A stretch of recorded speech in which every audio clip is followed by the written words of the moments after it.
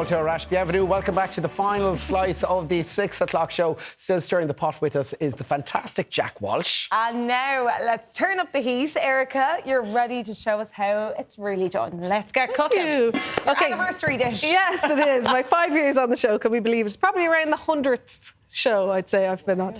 So I'm just finishing, thank you, I'm just finishing these dishes that I have. Here's one I made earlier for you to try as we chat. I know Jack, for one, who's heading down to Clare, is delighted, right? Yeah, you're here tonight. Yeah, playing in Glora in Ennis tomorrow. You need to be well fed. Yeah. There we are. Lovely. So this is a lemon chicken dish. It's with tender stem broccoli. There's one for you as well. For me, Derek, you're more than welcome to try it as we chat. It is a tender stem broccoli, which is in season, but actually you could use it, you know, the same dish kind of any time of the year, but it's really yummy at this time of the year because it's quite fresh, do you know? I love... dig in, please do. Great. So I'm going to start with the controversial, and I don't know what food you love yet, Derek. We're only new on the show together. So I'll eat anything. Really good. Put it in front of me, I'll eat it. Yeah, some of the lads in the past haven't been so good. I have anchovies going in, okay? So they're going to be the base, the They're starter. controversial. Aren't they? Yeah, imagine the others were here now. They'd be giving me stink. So this is very much optional, but if anybody does do a bit of cooking at home, they'll understand why the anchovies go in if they like them. You get them a lot in dishes in Italy and France, but they're also kind of hidden, okay? So they're going to be broken down here. Like, you've tasted it now, can you? It's not the immediate thing you taste, right? Yeah, it's not fishy. So, Erica, I suppose if you do have kiddies at home that are not fans of fish, you could kind of slip it in under the radar, so to That is speak. true. Yeah. Totally, because it is really good for them. It's a you know, high oils, omegas and stuff with fish. Is it considered like another bit of seasoning? Yeah, totally. food, yeah. Totally. And actually, back in the day, years ago, they used to drop oysters and stuff into beef stews and things. And, you know, we've oyster sauce that goes in a lot of Asian cooking. That's what it is, fish sauce. It's all about flavour. You're dead right, Katja. So we've got the pasta on. That could be any shape. I just use spaghetti today. I love it. I love the way it catches the creaminess. And then I'm going in with tender stem broccoli, like I said, in season and gorgeous. But that could be... whatever you have. It can even be some leftovers you might have at home. Love that. You know, if there's something hanging around like peas or whatever you might have had the night before, And they can go in. Erica, if people are coming home from work now, this is a really quick and fast dish. Yeah, I'm actually going to make it all here. The only thing I'd be concerned about is the chicken cooking, so I'd need a bit longer. But I have the one, obviously, you guys are tasting. But yeah, this is it. The garlic's going in. To make it even faster, people like to use those tubes of garlic, you know, or a paste. jar or Yeah. whatever. So I always say about a teaspoon to every... So if it says 3 cloves, use 3 little flat teaspoons. Okay. So we've gone in with garlic. You start to get that garlic smell. So good. And we obviously have our broccoli on. And Jack and I were playing around now. He was helping me loads. We were marinating our chicken in lemon. See the way it's kind of gone white? Yeah. So that just shows that the chicken's nearly cooking slightly in the lemon, in the acid of the lemon. And that's going to go in on top. So that's the zest and the juice of a whole lemon. I just adore this dish. And now, does that speed up the cooking process in any shape or form? Could do, really, if over a longer period of time. Yeah. I say in the recipe that you can marinate it for up to 24 hours. You know, it actually tenderises, it makes it soft, the lemon goes all the way through it. So yeah, you still want to cook it. I always say with chicken, or with anything really, but with chicken, take out your biggest piece when you think it's nearly ready, cut it right down the fattest part of it and see if that piece is cooked. If that's cooked, then you know the rest of it's cooked. This is a breast of chicken now. Yeah, or Okay. if you're doing Any part pieces of like the chicken, this, yeah. The biggest part. For a breast chicken, if you're serving it to others, flip it the other way around, do a little crack, and see in the middle there, and then, you know, don't fully cut it across if you didn't Jack want doesn't to. care because he's horse into him there. This is my dinner. Jack Jack hasn't eaten all day. Jack, Claire, poor, leave him alone. poor How's it taste, Jack. Jack? It was either this or a burger at the Barack Obama Plaza.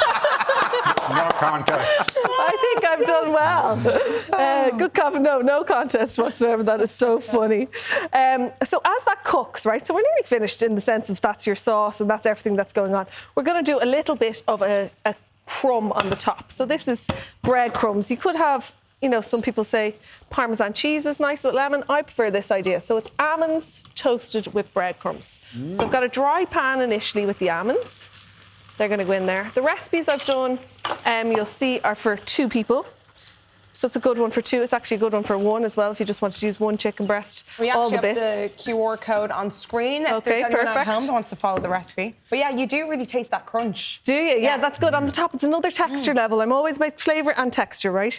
But what I was going to say is that if you want to make a little bit more of a batch of this stuff, keep it outside of the fridge, but in a airtight container, it would last you a week. And like you could put it on a thing really, go gorgeous on salads, make things nice and crispy. So we're toasting the almonds slightly, and then we're going to add in breadcrumbs. That is literally 2 pieces of bread that was on the turn. I toasted them, let them dry, and threw them in my food processor.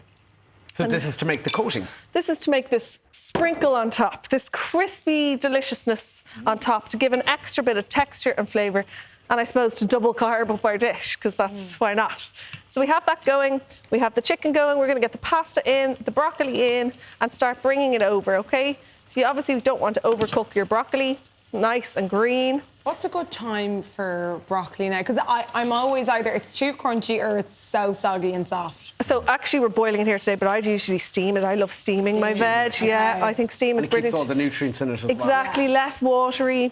But catch it, unfortunately, 3 to 5 minutes, 3 to 6 minutes, it depends on the size of each piece. So what I would say, no matter what you're cooking, is to try and get each piece you've cut in or around the same size. Okay. So that if one small piece is tender, then the bigger pieces are going to be hard. That's quite difficult. Yeah. I'd be a great sprout man.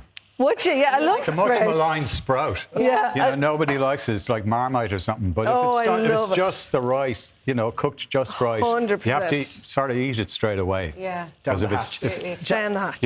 it doesn't work in those, carveries or whatever where they're sitting there for ages. No. Yes. Now, Jack, many people will remember you, of course, for playing Jimmy Burke on Kilnascully. Tell us any fond memories of that. Yeah, lots of fond memories. You see that photo there.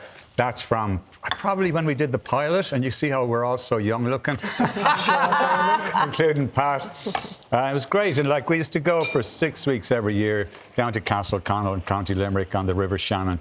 This beautiful hotel, the Castle Oaks Hotel. They have houses around, and we used to stay there. And then we'd be bussed up into the hills of Tipperary every day. It was long filming days, but it was fantastic because we got to know each other very well.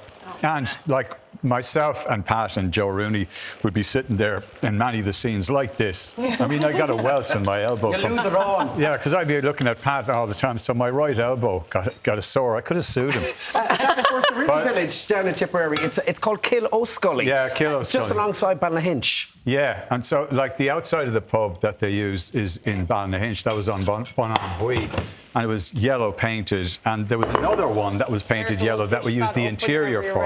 No problem. And that's Jim Ryan's pub in Kiloscully. Great, absolutely fantastic. Right, we're going to dish it up, are we? 100%. So really easy. You didn't miss much. Loved the chats. We put in some sour cream. You could use cream cheese. You could use creme fraiche or a drop of cream, whatever you have at home. Creative. And don't forget the pasta water. That helps it thicken. That gives you a nice sauce. absolutely fantastic. If that's anything All right. to go by, we know it was delicious. Thanks to tonight's guest for Erica for the mouth-watering dish. Tomorrow we're sitting down with the legendary Brian Dobson to find out how retirement is treating him. All right, plus we'll be teeing off with some familiar faces at the Marie Keating Foundation Celebrity Golf Classic. It's going to be a whole lot of fun. Yes, so join us again tomorrow from 6. Have a great evening, folks. Bye. Dig in. Guys, Derek, you dig in.